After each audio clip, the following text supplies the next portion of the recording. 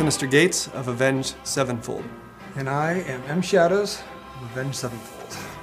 We're here to talk about the soundtrack to Hail to the King Deathbat, which is a retro sound that we haven't heard in a long time since the video games of the 80s and 90s. A sound that harkens back to the old school, but also very new school sounding in terms of production and the instruments used. It's Pretty much a soundtrack. You have different songs for different levels. Yeah, you know, when you're exploring a level like Nightmare or exploring a level like A Little Piece of Heaven, you're going to be fighting the bosses to the actual track that the level is named after. But when you're, you know, exploring the worlds, these new tracks that we wrote for the album are what plays. So, you know, we did 8 new tracks to go along with the game. We were able to walk around the levels and just feel them out. And that's kind of like where, you know, where the vibe would go, like of what we wanted these songs to sound like and to accompany the player going through these levels. But there's little things like where you open chests, you'll hear the Nightmare theme. You hear doom, doom, doom, doom, doom, doom. Or when you open Master Key chests, you'll hear A Little Piece of Heaven play kind of in the background.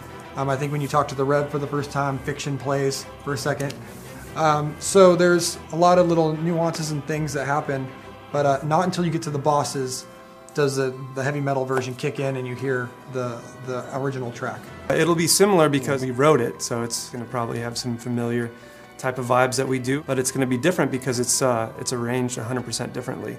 Like he said, we were just playing around levels, checking everything out, just choosing the arrangements, and it was a lot of fun because it kind of was a bit of a departure from what we're used to. I think we had an overall vibe. We knew we wanted to do some classic 8-bit throwbacks. All those games that I grew up loving, the Castlevanias and the Gauntlets and the Marios and the Zeldas, they all had a certain sound to them, and we wanted to capture that.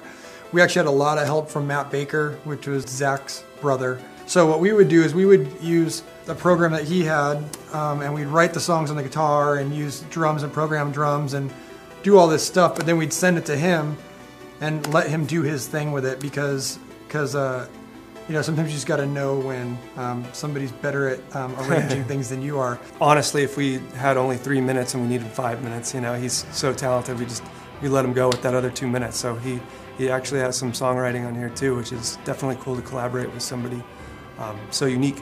All the songs have a very strong melody that you can hum in your head. And I feel like a strong melody is the most important part to any soundtrack because it's something that you're going to hum along and it takes you right back to that level once you start thinking of that melody. So that was like one of the criteria, was strong melody on everything.